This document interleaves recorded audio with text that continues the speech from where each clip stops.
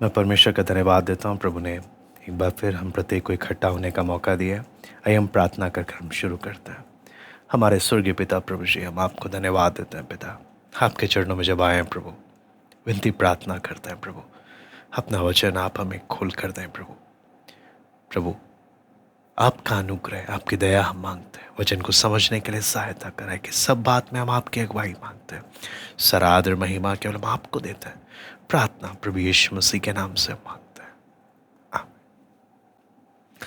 आज हम लोग परमेश्वर के अस्तित्व में प्रकृति से लिए गए तर्क के विषय में हम लोग देखेंगे कि जब हम परमेश्वर की सृष्टि, इस प्रकृति को जब हम देखते हैं तो प्रकृति हमें बहुत ही स्पष्ट तरीके से ये बात देखने में हमें नज़र आता है कि सृष्टि में एक एक चीज़, संसार में हम संसार में एक एक चीज़ों को जब हम देखते हैं प्रकृति को, तो साफ नज़र आता है कि इसको किसी ने डिज़ाइन किया है, इसको किसी ने बनाया एक उद्देश्य के साथ।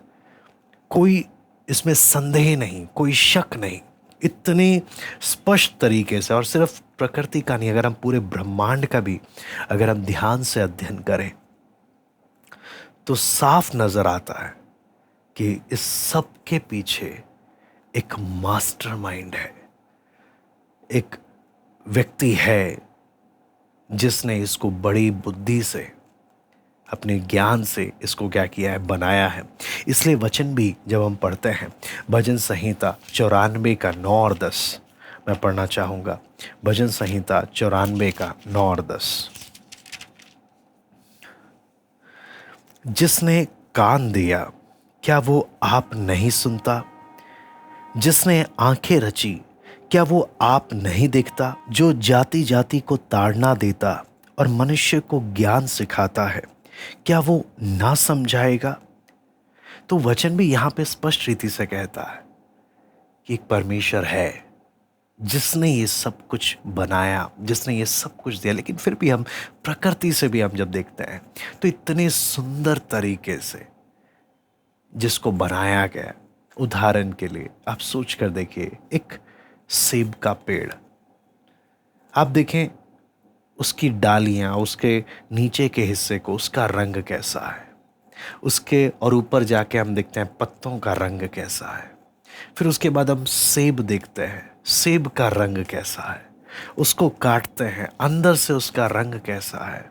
फिर हम स्वाद जब लेते हैं, उसका मीठापन। मैं एक उदाहरण आपको बता रहा हूं। क्या लगता है कि इसको रंग देने वाला, इसको जो मीठा स्वाद देने वाला, ये सारी खूबी, क्या ये बस एक विस्फोट से, एक अचानक से खुद से बन गया?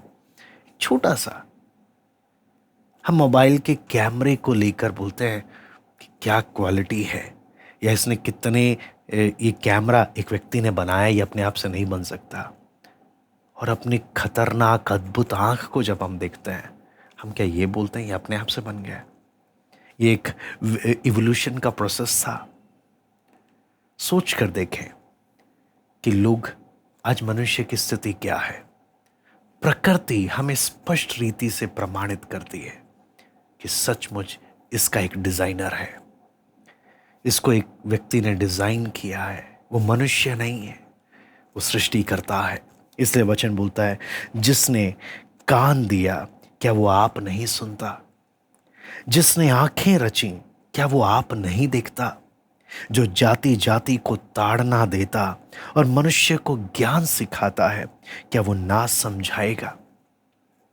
तो वचन हमें स्पष्ट रीति से बताता है।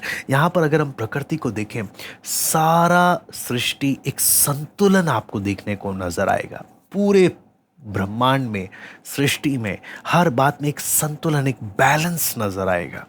अब उसको बैलेंस, संतुलन बोलते वक्त आप सोचें, पृथ्वी का सूरज के साथ जो एक रिलेशन है, जो एक संबंध है, पृथ्वी जो अपने एक्सिस पे है, उसका जो संबंध है, जिसके कारण साल भर में हम अलग अलग मौसमों को देखते हैं। पृथ्वी का सूरज के साथ दूरी को अगर हम देखें, इतना परफेक्ट जगह पर है, ना ज्यादा पास कि जल जाए, लोग रह ना पाए, ना ज्यादा दूर कि जम जाए, कि लोग तब भी ना रहने पाए। बिल्कुल एग्जैक्ट जगह पर, उसके आइडियल परफेक्ट जगह पर होना। क्या हमसे इसके द्वारा परमेश्वर बात नहीं कर रहा? क्या सृष्टि हमसे बात नहीं कर रही? फिर उसके बाद जो पूरे एटमॉस्फेयर में, जो वातावरण में जो केमिकल कंपोजिशन है, वो भी इतना परफेक्ट है कि पेड़ पौधे, जीव जंतु, उनके लिए बिल्कुल सूट करने वाला, उनके लिए बिल्कुल परफेक्ट तरीके से रखा गया है। न ज्यादा न कम। 0.01% भी ज्यादा हो या 0.01% भी कम हो, असंभव है, नहीं रह सकते। इतना परफेक्ट हर चीज, यूनिवर्स, ब्रह्मांड को, प्रकृति को, हर चीज को हम इतने परफेक्ट डिजाइन के साथ रखा गया है। कौन कहता है कि ये सब ऐसे ही हो गया? जबकि प्रकृति गवाही देती है, मेरा एक बनाने वाला है, एक सृष्टि करता है ना। आगे जब हम देखते हैं पानी और जमीन का, भूमि का जो रेशियो है, वो भी वैज्ञानिक बोलते हैं इतना परफेक्ट है कि प्रॉपर रेनफॉल और ह्यूमिडिटी को बैलेंस करता है, संतुलित करता है। और हवा, वायु और सी करंट, विंड और सी करंट का जो कॉम्बिनेशन है, जो उसका जो मेल जोल है, वो प्रॉपर तरीके से आसपास के वातावरण को ठंडा रखने में और संतुलित रखने में कितना मदद करता है। कहने का मतलब पूरा इस बात का, पानी के अलग अलग खूबियों को, एक एक बात को हम जब सृष्टि के देखते हैं, प्रकृति मनुष्य से बात कर रही है कि मेरे को एक बनाने वाला है। इसलिए भजन का लेखक भजन संहिता 14 में लिखा है, मूर्ख ने अपने मन में कहा कोई परमेश्वर है नहीं, और वो बिगड़ गए और उन्होंने कुकर्म के काम किए। मूर्ख ने,